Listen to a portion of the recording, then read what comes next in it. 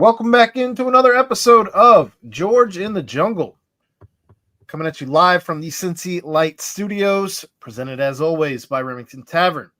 Remington Tavern can be found at 8892 Glendale Milford Road, 45140, where they have their daily happy hour from 3 to 7 p.m., $5 bourbon whiskey Wednesdays, bottle cap bonanza Thursdays from 7 to 9 p.m. Check them out on Instagram at RemyTavCincy. That's REMITAV Cincy with a Y.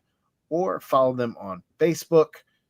While you're there, be sure to grab an ice cold Cincy Light on tap and support the people who support us. All right, George, it is another Tuesday, and we have one Bearcats football game in the books. Yep. And we have another one coming up on Saturday. We have a Bengals game coming up on Sunday, and football is upon us. That's a good thing, especially with the way that baseball has been going over the course of the last, 2 weeks now? The Reds got us to football season, basically. They did. We'll get to them in a minute, but I don't think they're going to get us beyond. So football season is here, and, we knew Thursday was going to be a tough ask for this football team. And we also thought that the passing game might look better than it did at the end of last season. And instead, it was a carbon copy. And a lot of things, in this game just went the way games have gone in the past 2 or 3 years. You had the explosion meltdown at the end of the half. You had the chance to come back and win at the end of the game, and that was thwarted.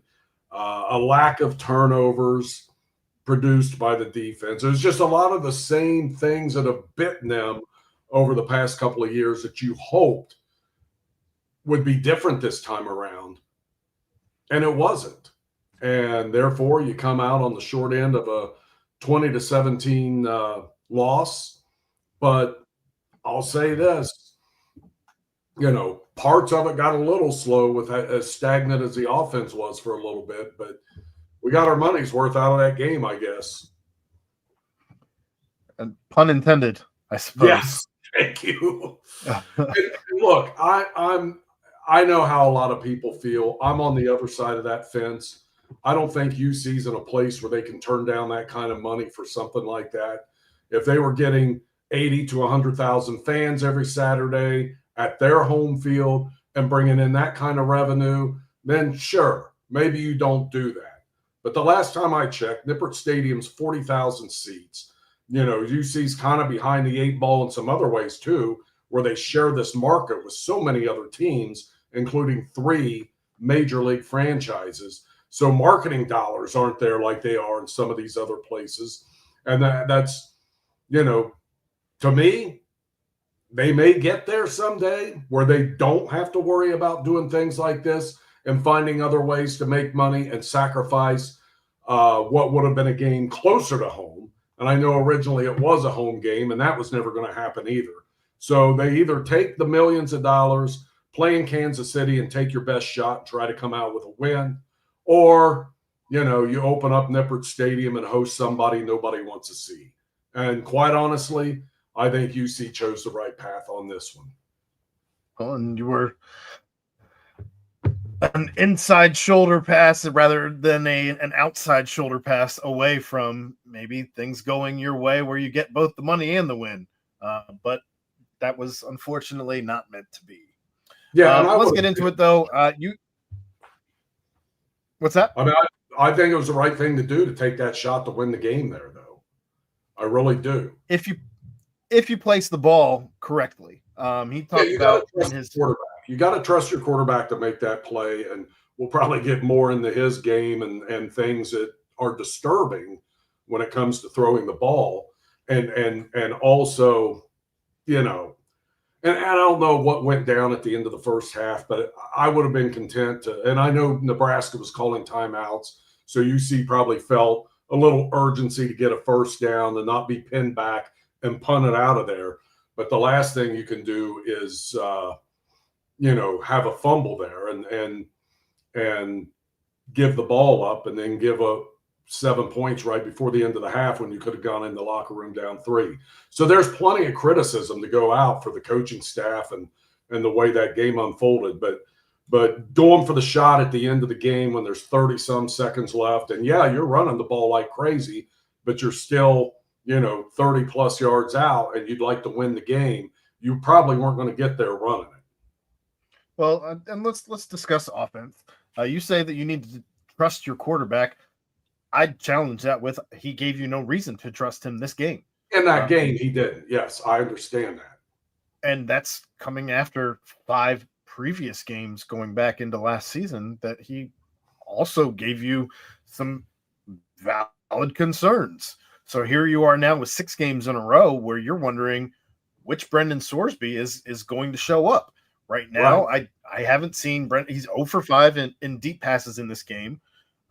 It feels like he's just trying to rely almost entirely either on his legs or the screen game. And I don't know if that's because of the plays that are being called, if that's confidence in your quarterback, if that's confidence in yourself, if you're Brendan Sorsby. I haven't had – I mean, I'm not going to sit and try and break down the tape and play the guessing game of what's being called versus what's being run on the field and all of that. But here we are now, and I'm still not sure who Brendan Sorsby is. Right, and these coaches see him every day in practice. They see him all the time. They truly should know who he is and what they're getting. You look, the receivers are different this year, but there's a couple of constants, and that's your quarterback and your coaching staff. So, yeah, something's got to be figured out. And I said this last year, and it was never figured out. So are we going to go through that again? It's a damn shame because they should have won that game. I mean, I think they played better than Nebraska in the overall scheme of things. I think in that second half, they played better than Nebraska. In fact, they had them on their knees in that running game. And I wish that would have gotten cranked up a little more in the second quarter instead of, in the third. Yes. I think that's probably the biggest frustration is if you just omit the entire second quarter, Cincinnati wins this game. Right. However, a football game is 4 quarters long. So you unfortunately can't. Just real quick, want to say what's up in the chat to Natty Ron. Hunter, real quick, George wants to know, when do we have the discussion that we need a better wide receiver coach? The wide receiver coach happens to be, by title anyway, your offensive coordinator. So I'm befuddled. You got to look at everything, right? And that's a fair question, and it's a fair thing to wonder. And I wonder myself. I don't know, but something's got to give here because it hasn't been working. When you can't throw a pass over 15 yards and get it completed, it's going to be tough to win games, the way the current college game is structured. However, I think UC could have gotten away with it in this game if they'd gone to that running game sooner because, and I look back and you look and there's 12, 13 touches for the 2 running backs that were productive. 12. Yeah. You look at that and I look at the drives and how they unfold, and most of it made sense, but the second quarter did not. First of all, you saw Walker and you saw Pryor early in the game, and I saw enough out of them that I'm like, okay, these 2 have got it, right? They're running pretty well tonight. I don't think you needed to run Manny Covey out there in the second quarter on that one drive. And I'm not blaming him for that. He got a handoff, went a yard, then they tried to pass to him, then they were behind the sticks. There may have even been a penalty after that one. I think there was. I think they had 3 false starts in the first half, 1 in the second, which, hey, kudos for playing a pretty clean game. Other than the false starts, they were clean. And to fix that, and as the game went on, they were better and better in that aspect as well. So I take some hope out of that. But it should have been all Walker, all Pryor. And I don't think there was any need to experiment any further after what I saw out of them early in the game. So that's one of my criticisms there was no need to monkey around with that because I thought these two looked pretty good from the get-go. And I just wish they would have gotten a chance to do what we saw them do later in the game when that running game in the last couple of drives was pretty much unstoppable. Yeah, your offensive line, if you want to be critical of the offensive line at all, it's simply for the false starts that came at truly inopportune times, all of them. Yeah, they did. Like The three in the first half all hurt. They all came back to bite you right in the ass. But they kept Brendan Sorsby clean. He was not sacked at all. I think he was hurried once. And they blocked really damn well for a run game that took off over 200 yards on the game, which without that, I have no idea what we're saying about the offense. So now I got and I got to go back to something I said earlier when I said I would have taken that shot. And I would take that shot because I really didn't necessarily want to play for the tie in that environment. However, you also got to think, and I was thinking this, I'm like, I'll take a shot. You're really betting that the worst outcome is an incomplete pass, right? Sure. Yeah. And you trust your quarterback not to take a sack there. Maybe you shouldn't have trusted him to make that throw, but he's got to make that throw on that play at that outside, even though he thought in his mind that safety was not going to be anywhere in the picture. That was a great play by Nebraska, too. Just a perfect call at the perfect time. I don't know how that kid did it. That's a great play. But it happened to you. But if you're running the ball that well, I would have felt pretty good about UC, even in that environment, going to overtime and running right back down their throat in overtime and winning that game. And then when it, and say you go to double overtime and you're going to those 2-point conversions, I don't think Nebraska could stop them. So there's a couple of ways of looking at that. And I know I sound like I'm contradicting. I still, if I were playing that game on EA Sports and I'm in that situation and I thought this in my head before the play, I go, I'm taking a shot right here. I am, because and now you got to, and I know I said you got to trust your quarterback, but you got to trust him to know to only throw that ball if the play's there and you know it's there 100%, because you do not want to turn it over in that situation. And that's what happened. Should I, as the coach, have trusted Sorsby to do that? In retrospect, no, but I probably would have myself. Well, and I think you still have 44 seconds left. There's a lot.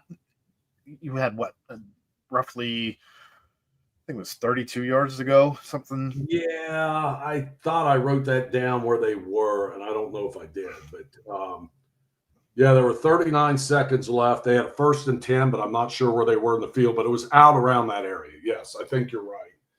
32, 33, somewhere in there.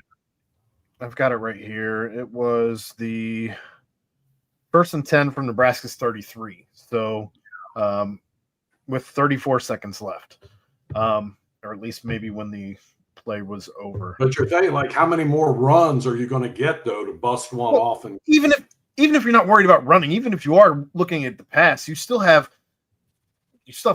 only 33 yards. If you get, 8, if you started to find Cyrus Allen on that the last drive. So you were finding things that worked. If you're able to get him out on the sidelines and preserve some of that clock, maybe you're able to run another 4 or 5 plays potentially. So you can dink and dunk a little bit to where it is a chip shot. And now I know you don't want to play for the tie. I get that, but you're at least you're allowing yourself an opportunity without going deep, where again, he was 0 for 4 prior to that pass the entire game. So I don't know. I know you say that you need to trust your quarterback. I think you have to build the quarterback's confidence before you can trust him, especially in that type of situation. That's a big game ball right there. It is, but I got to go for that win. I mean, I just thought it was a good time to take a shot. Obviously, I'm wrong, I guess, but I don't have a problem going for that. I just don't, because would you? I know, the special teams looked really good in this game. Kudos to them and everything. You cross your fingers that that part of the process is fixed for UC. But the last couple of years, would you have trusted any kind of field goal at the end of that game?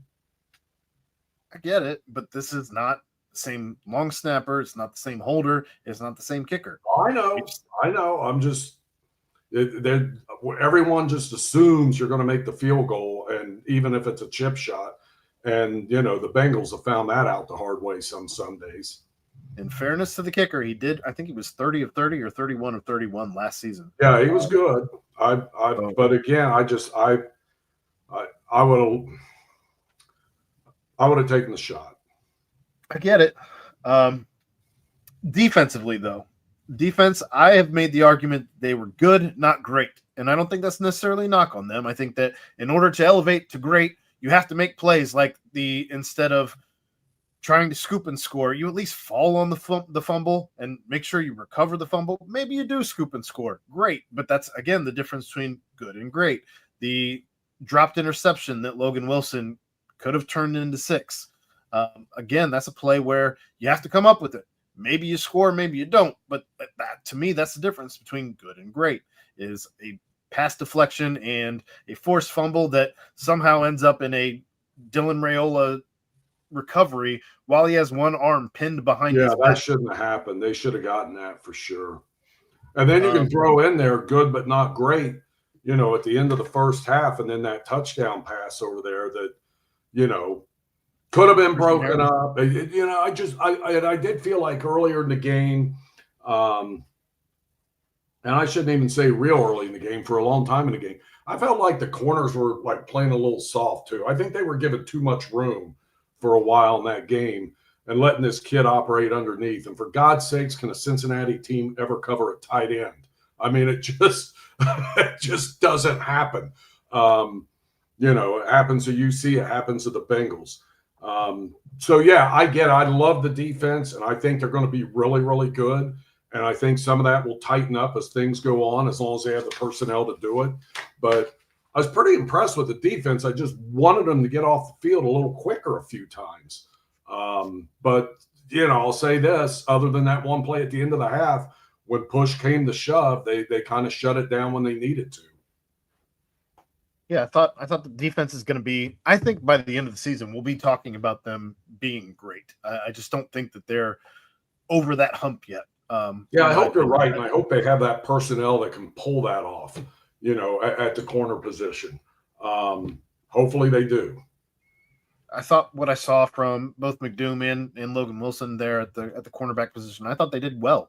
The touchdown that you were talking about at the end of the first half was a Christian Harrison, where he let I think it was the slot guy get out, just sneak in on him, and they score 6.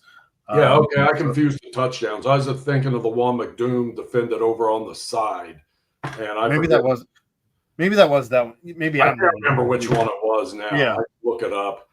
It doesn't matter, but I just that play was almost there, and so yeah, that would have been great had he broken that up, but it wasn't bad. It just wasn't up to the great standard you're talking about. But I just felt like they were a little soft early on, a lot, where they're just giving them yards out there. And I think that tightened up as the game went on. But I just hope they have the personnel to play a little tighter. Yeah. But I can't complain. I'm not complaining. It sounds like I am, but I'm not.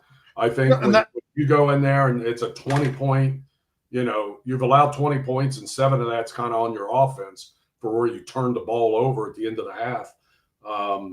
I think that was a pretty damn good game by the defense and a winning effort. I think the point that you're trying to make here, as far as not complaining, is you put yourself in a position to win the game, in a game that, right. You look at some of the statistics and you're wondering how the hell you were even there. Right.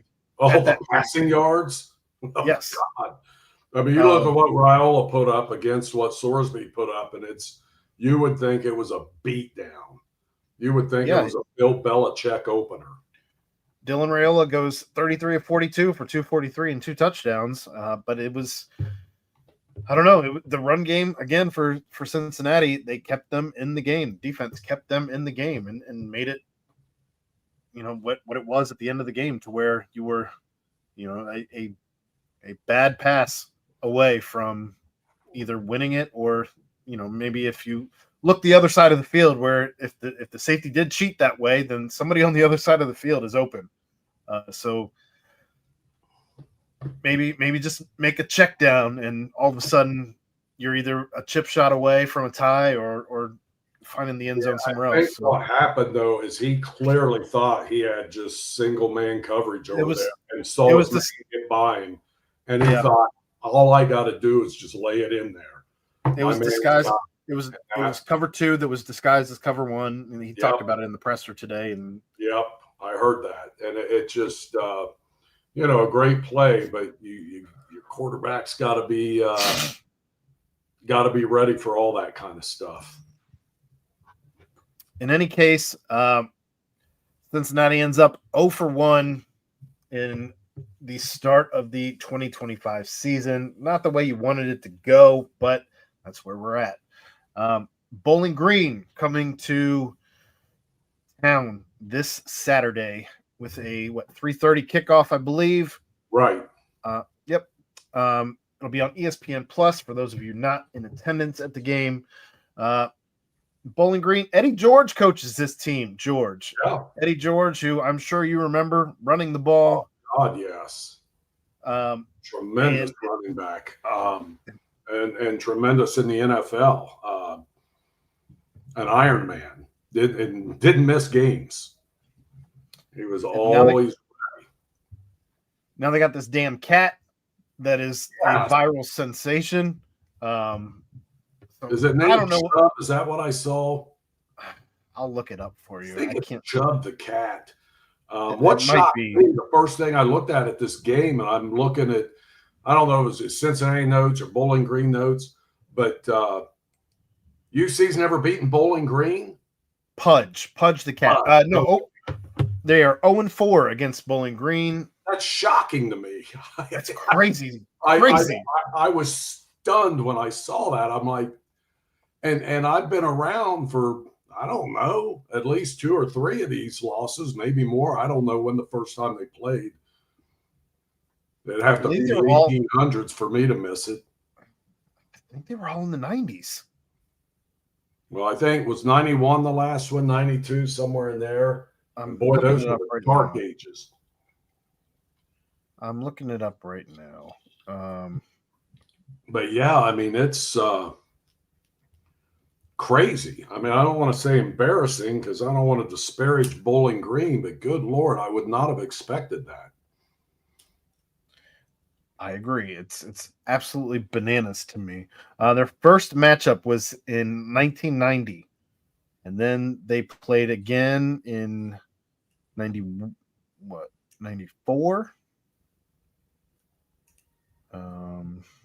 Let's see. Last matchup was in 94, where Bowling Green won 38-0. Oh my God. That's why you don't remember it. You pushed that one all the way out. Yeah, that's not good. That is not good. But they have a chance to get win number 1 over the Falcons this week. Heavy favorite. And Bowling Green beat Lafayette last Thursday, same night UC played. And the cat emerges in that game. And Bowling Green took the opening kickoff for a touchdown for the second year in a row, which is crazy. Absolutely crazy. Yeah, nuts. And then their field goal kicker had a good day too. It made 4 field goals, and so apparently they have pretty good special teams too. But they've got a lot of. I know they're playing a lot of first-time starters. Eddie's coming in new, probably infuse some energy into this team, I would think, and. So, UC's got to be ready, no doubt about it. And it kind of helps when the players are asked about and see, hey, you're 0-4 against Bowling Green. That'll get your attention. Here's your history. 1990, they played at Riverfront, where Bowling Green won 34-20. In 91, they played in Bowling Green, where Bowling Green won 20-16. In 93, they played in Bowling Green, where Bowling Green won 21-7. And in 94, they played in Cincinnati, where the Bearcats lost 38-0. So even crazier that they've played 2 of the 4 games in Bowling Green, 1 at Riverfront and 1 at Nippert. Can you imagine UC going up to play football at Bowling Green now and what this fan base would do? You talk about They'd a lose their meltdown. minds. They would totally lose their minds. And they probably should, although I'm still a proponent. It's different in basketball. I know people say I'm nuts, but I don't mind like UC going to Miami sometimes and playing, even in football for that. But, in basketball, I don't mind them doing a road trip up to Bowling Green or to Wright State or something like that. I like that in basketball. But in football, hopefully those days are gone. But I would still go play at Jaeger every now and then. Well, what week is it that West Virginia, is it this week that West Virginia plays at Ohio here? Oh, that's cool. 10 minutes from me. And a funny story about that, they bought out the entirety of the season tickets because they only cost $60. Single game was sold out.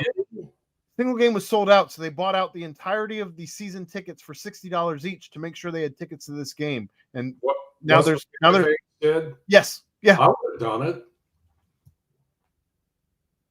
That's hilarious. It's crazy. But that's cool that they're doing that because that's kind of a little natural rivalry there, and Ohio's playing really well. Yeah, they're playing this weekend. But in any case, that's a different conversation for a different show.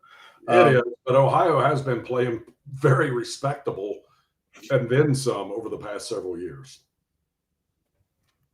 Well, they've hopefully they get things back on track and instill some confidence in this team because if you ask me, both Brennan Sorsby and this wide receiver core could use it.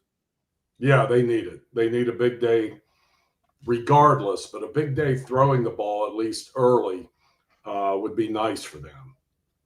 Cincinnati comes out. Get a lot of passing yards in the first half and be able to sit everybody in the second half. Although they need the work. Get them out there. Cincinnati opened at 20.5-point favorites. That line has now moved to 21.5. So, moving gears here, the Cincinnati Reds. I don't know what's going on with this team at this point, George. Yesterday they made a move that anyone who's been watching the Reds for the course of even if you only started watching them the last month or so. You've seen enough Sal Stewart highlights. You knew who he was. He was beating the hell out of the ball down in Louisville. And they finally call him up on September 1st, which means even if he rakes at the end of the season and they go on some unbelievable run where they make the playoffs, he is ineligible for postseason play, barring injury, I suppose. Yeah, it doesn't make a whole lot. I mean, it feels like he should have been up here a month ago. Only 21 years old, and baseball historically, for the most part, doesn't, quote, rush guys. Although, every club has probably done it, but the Reds seem like they are way on the side of caution as opposed to rushing. It's not caution. It's cheapness. They don't want clock starting. They seem like they have drugged their feet with a lot of pretty good prospects over the years. And this kid comes up yesterday, gets a hit in his first at bat, seems to have a lot of energy. I don't know that he didn't have a hit tonight, the last I saw, but went over 4 tonight. But regardless, they were struggling to score runs during a large part of August. And you've got this guy sitting down there in Louisville, and you're shuffling all these other things around. I probably should have had the call by now. And I would say better late than never, but it's not. You didn't want him late because, what if you do sneak in? I don't think they're going to now. Their playoff odds are under 5%. So I don't, but you never know. It'd be nice to have that option if, you did catch lightning in a bottle. And the reason that you didn't the only reason that I can come up with anyway that you didn't make that call up is to ensure that you had Santiago Espinal on your postseason roster, or as we talked about, the money factor. I don't know which it is. Either way, it's a piss poor excuse and not something that a team who actually gives a damn about making the postseason does. And truthfully, that to me says everything. I care more about this team making the postseason than the front office. Well, they did a good job at the deadline, bringing in some talent and some hitters. Yes and no. What do you mean no? I mean, Nick Kroll he was playing with one hand tied behind his back. He had to move. He essentially could not bring on any more salary. So the trades that you make can't cost you anything, more or less. Well, I think Andujar and Ke'Bryan Hayes have been a nice add. Littell has been but at least he gets out there and throws. I mean, Lodolo misses again. The guy's sick this time. He can't help it. I get it. But, that has Scott Barlow starting tonight, followed by Suter. And they both got shelled. I mean, they pitched so many times. Barlow's going to have to start throwing left-handed soon. He and Santion are out there every night, it seems like. It does. And so I don't know. It doesn't matter who they have in the front office or who they have sitting in the manager's chair. It just seems like the same things keep happening year after year. And they're, a little below 500, maybe flirting with the wild card, but there just never seems to be any long-term traction with anything they do. I mean, the guys you brought up a couple of years ago should really be rounding in the form now and be a nucleus that you get some traction, and it just doesn't seem to be happening. Jared, that's funny in the chat, by the way. I'm not going to read that one, but that's funny. 3-7 in the last 10. They're 2 games above 500. They are still somehow within 5 games, barring a loss tonight. They are down 2 as they are in the top of the 9th. So we'll see what happens. It's currently 11-9 as Toronto's up. I don't know. I don't like I said, it just to me feels like I care more about this team making the playoffs than the front office because of their just unwillingness to actually spend money. You didn't spend money in the offseason. You didn't spend money at the trade deadline. You've, as a matter of fact, just cut people actually to I guess the DFA. You're paying more right now, it feels like, to players who are no longer in Cincinnati than players who are on the roster. Yeah, that's not a good thing. It's an exaggeration. I understand that, but it's just how it feels. What's your hope meter right now? I don't have any hope that they're making the offseason or the postseason. I think it's done. Yeah, my meter went way down in the past couple of weeks, and I think last week when we talked, I was pretty much resigned. They were going to get swept in LA, and yeah, they did respond this week with a couple of wins in a row, but we'll see if they pull out tonight. But they're on the thinnest of thin ice right now. It's frustrating. You just wonder when something's going to change because it doesn't feel like, to your point, they do the same things every single year. And they've got a new manager this year, but it still feels and seems like the same kind of things keep happening. Like, throwing Marte in center field whenever that was last week. It's like, you're asking him to play right. I can't really, and I know they were kind of in a situation, but they didn't need to throw him out there. Well, you have Will Benson on your bench who plays center field. Exactly. Why are you throwing Marte out there in a postseason run? I know. It's not as if and then it came back to bite him because he went back on that ball and then he looked like he was playing center field for the first time. Weird. Because he was. Yeah, but, I know. But this is the same manager who also would not pinch hit a catcher because he didn't want him to actually have to go in and catch later on in the game in a debut. I don't know.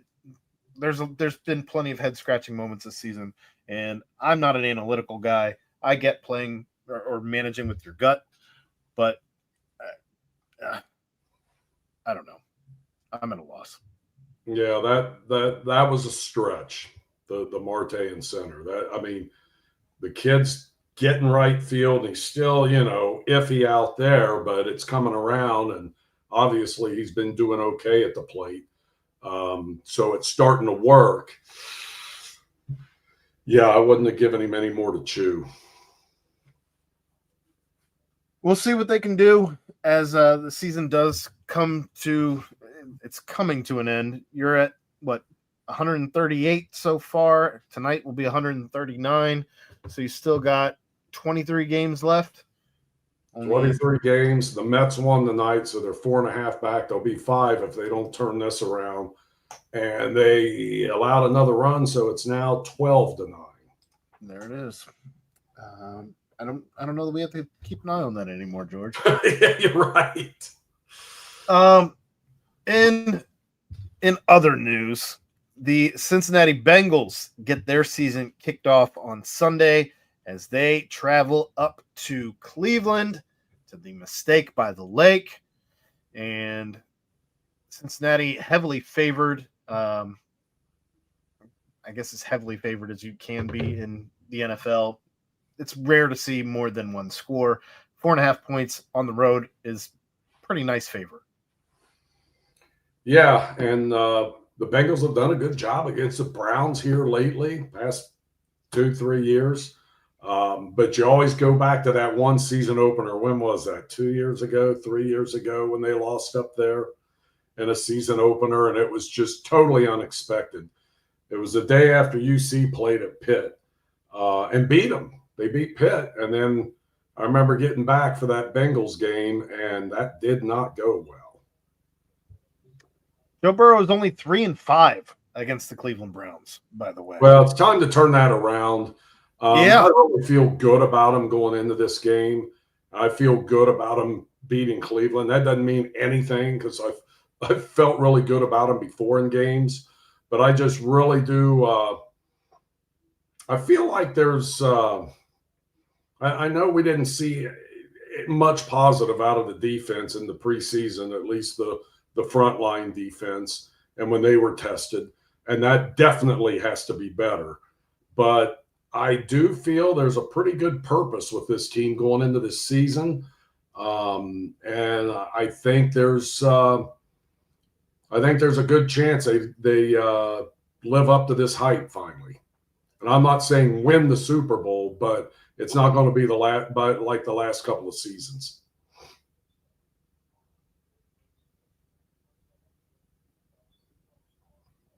The Bengals did make a free agent signing this week as they bring in defensive tackle Mike Pennell from the Kansas City Chiefs, as he is now on their practice squad. A lot of people talking about how this is the type of savvy moves that a championship team makes, as he did play on the Super Bowl team with the Kansas City Chiefs. So he's no stranger to being on really good teams. I like this. That. I think it's a good, shrewd move in my book. You talk about that. You talk about the Dalton Risner move. You talk about, making sure that you re-sign Joe last season. You bring back Jamar Chase, T. Higgins, and Trey Hendrickson this season. There's a lot of moves the Bengals have done, and we've been tough on them, myself especially, on what they have done and haven't done this offseason. You still probably need some safety help. There's still a couple of names out there at safety between Jabril Peppers, who just got cut by New England. Justin Simmons is still out there as a free agent. I'd love to see them sign somebody. Right now, Lucas Patrick is penciled in as your starter at guard over Dalton Risner, who has not yet had enough practice time, I wouldn't think, to figure out the ins and outs. But we'll see what happens come kickoff. I don't know, George. I'm interested to see if he gets any time at all, even if they just – I don't know. I don't know where he's at. Rotate him in? Yeah, just a series here and there, and see where they're at. Well, correct me if I'm wrong, but it only took what, one practice for Lucas Patrick to get injured uh, once camp Right, started. So right. I don't know. Maybe just things happen naturally, and Yeah, we just you're right. end up seeing a Dalton Reisner sub in because you have to.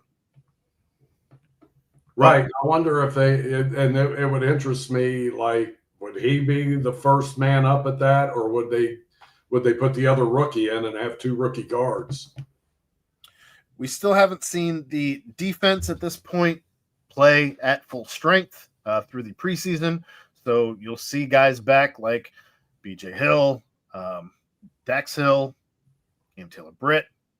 So you got to figure that things look a little bit better than they did in what You're preseason giving me game. hope about the defense now. You're giving me hope because I, I, I hope they make that big of a difference. Well, Trey Hendrickson back as well. Yeah. You've got to figure that some of these things start to add up. I don't know. I don't know that it's going to look any better than what we've seen, but you would think having these guys in there boost what we saw in the preseason at defense. It can't really be that bad, can it? It can't be. I wouldn't think so. That was bad. Yeah.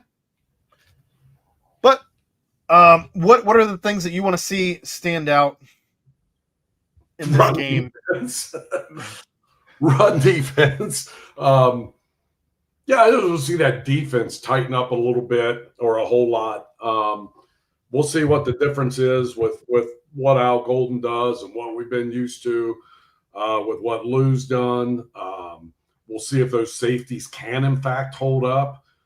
The good news is, though, and maybe this is bad news because the Bengals always, every time I go into a game and I think, oh, God, that Fossil's at quarterback or it's a first-time starter at quarterback, they seem to rip them to shreds. But I mean, I don't know about you, but I don't feel overly threatened by Joe Flacco anymore. I'm with you. But it just seems that in any of these conference division games, it's crazy things happen. We've seen crazy things happen. Totally crazy that you can't predict. I mean, I remember the Browns and Bengals.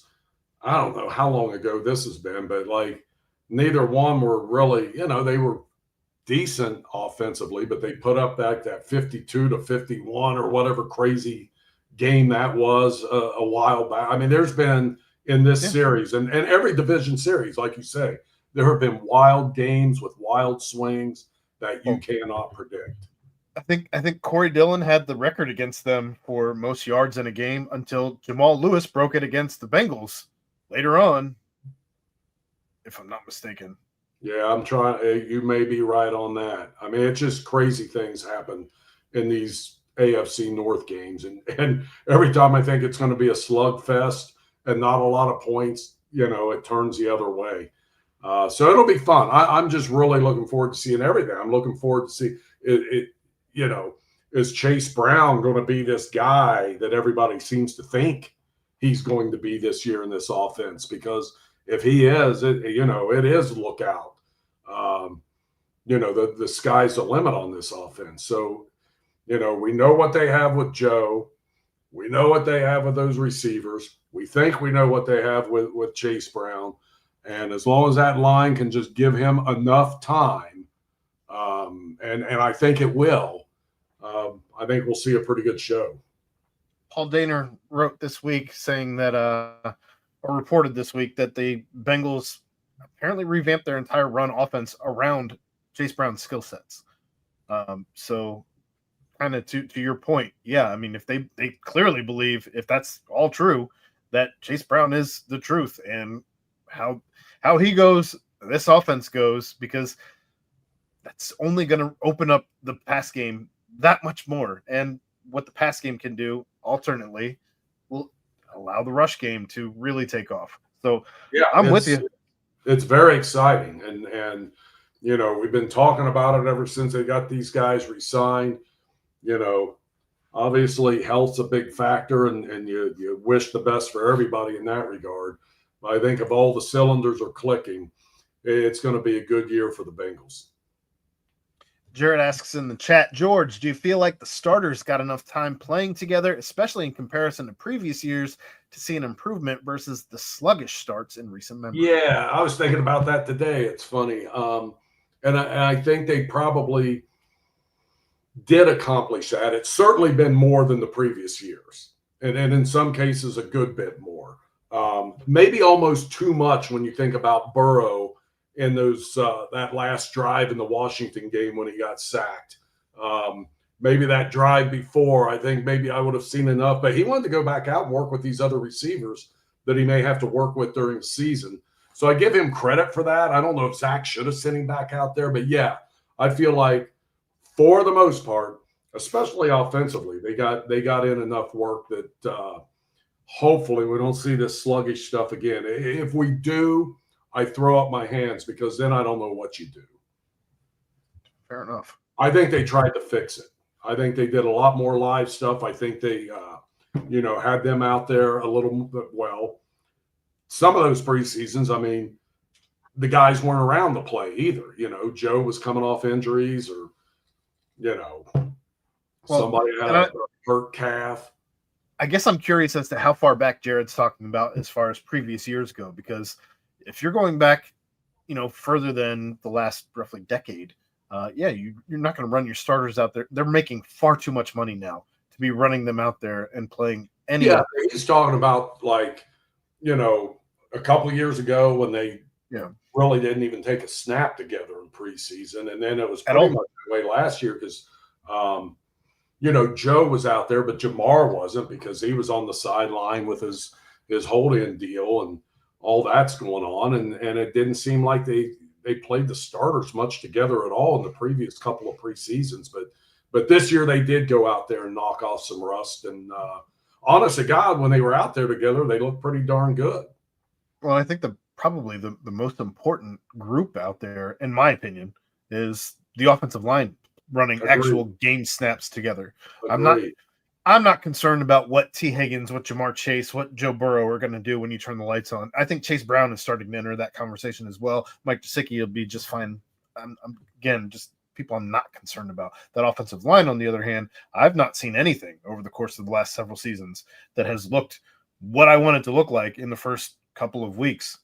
Oh, my gosh. That one year, Pittsburgh just owned them, and it was ugly. And that's a year I thought I think that's when they brought in Karras and the dude from Tampa, the guard. And I'm like, Kappa. It's like, they've got it now. And they may have had the other guy they signed at tackle too. And they were all veterans. And you're thinking, okay, they didn't play in the preseason really together, but they're veterans. They can get this worked out in practice, and they've been there, done that. But it takes a little bit. I mean, I was dead wrong about that. I thought those veterans would be able to mesh quickly, and they were just traffic cops in that Pittsburgh game. Well, and maybe that's where you're a little concerned that you have not seen the first team defense really. Any given point this preseason, right. You've been missing what, 4 or 5 starters. Right. That's half your defense. That's correct. Nearly half your defense. So right. I'm a little concerned about what the defense is going to look like. Yeah, I am too. They have every right to be. Granted, you're playing some elevated players once the lights turn on Sunday, but they've not played together this offseason or this preseason. So I'm a little concerned. And you have a new defensive coordinator in Al Golden. Yeah. Yep. So that's going to be very interesting. So there's a lot to look for in this game, but I still feel really good about the Bengals' chances, and that's probably a curse. Hey, I read something today about the Browns. I didn't know that, and it involves Bowling Green. I was perusing those game notes. Did you know that Paul Brown went to Bowling Green because he's looking for a training camp site? And he was walking through, and, back then we're talking in the 40s or something. But he saw the Bowling Green uniforms, a jersey hanging up, and he liked the brown and the orange together. Now, I always thought he took it from Massillon to when the Cleveland Browns became the Browns. But he really liked the Falcons' colors and said, yeah, why not? We'll do that with the Browns in Cleveland. And so what? the Browns uniforms were inspired by Bowling Green. At least that's what Bowling Green claims. Gross. Absolutely gross. I'm curious, though, as to at what point he was trying to go to Bowling Green, Ohio, ended up in Bowling Green, Kentucky, and set up camp, just making the wrong turn to set up Bengals camp. Yeah, well, this was he was looking for the Browns camp. Anyway, that's those Browns. Like Bowling Green, Ohio, or Kentucky? Have you been to both?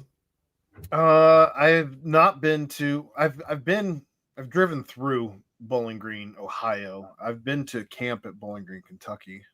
It was just a quiet little campus. Nothing. Yeah. Nothing to write home about. It's in the middle of, truthfully, kind of the middle of nowhere. But close to Nashville and real close to Kentucky Downs. So that game, though, kicks off at 1:00 on Fox on Sunday. Again, the Bengals 4.5-point favorites. They did open up at 5.5, so that money is moving towards Cleveland for whatever that's worth. So forget everything I just said about a good day for the Bengals.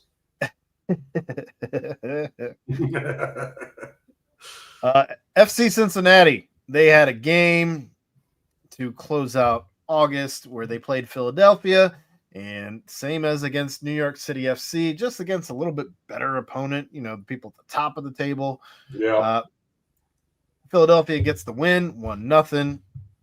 FC Cincinnati, this was the first game where FC Cincinnati got to play with their moves right at the window closing for bringing in any transfers, that the transfer window closing. Yeah, they added a Vander, and they got enough firepower. It's crazy. I don't think they've scored a goal in their last 3 home games. They already had a Vander. You're talking about Brennan. Brennan, yeah.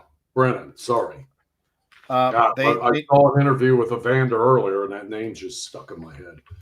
Brennan, yeah. I think they're going to, eventually get back to what we saw, but they came out of the last – they're in another break, right? So that's good news because out of the last break, they came back and played really, really well for a while. So they got 5 regular season games left. So if they come out of this one playing really, really well, it'll be at the right time of year. We shall see, but they got to recapture some of that offensive magic they had, which they never really had, but it was enough to win. I know you're always complaining not enough goals, but they tried to fix that. They did, and we'll see once these guys get playing together. At least you have 2 weeks to get on the same page as a team with the 3 new transfers that came in. So you play Nashville, LA Galaxy, and Orlando over the course of September. So you got 3 games in September, 2 more in October. I don't know. You're down 5 points in the table to Philadelphia. That's a lot of points, and you had an opportunity.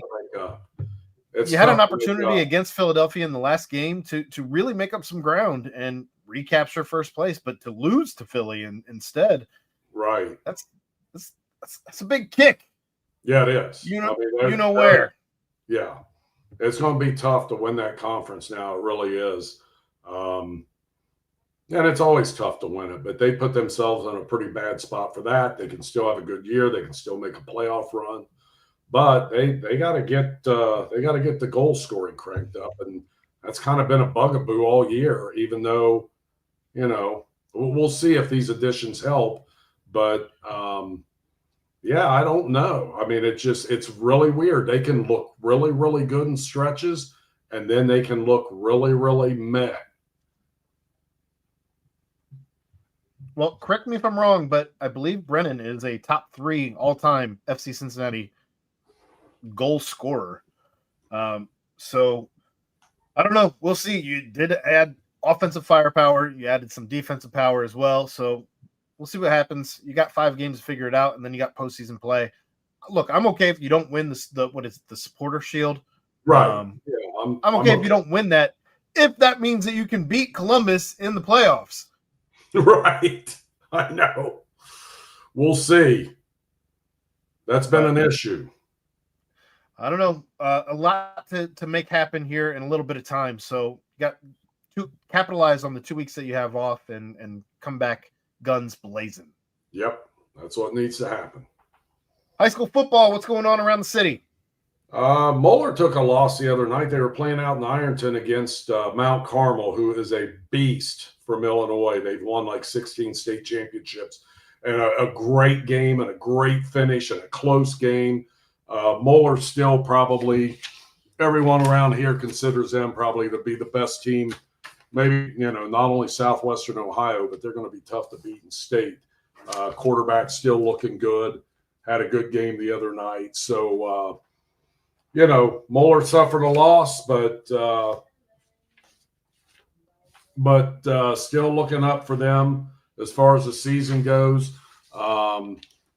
Let's see, what else did we have? Anderson with a big win over West Claremont. Anderson looks to be one of the best teams in the city for sure. Defense played well last year, playing really well this year, and they always score like 50 points every game, it seems like. In Northern Kentucky, Ryle rolls on, and coming up this week, you got Campbell County at Highlands, and both those teams are 2-0. Cooper's at Ryle this week, a good Boone County battle.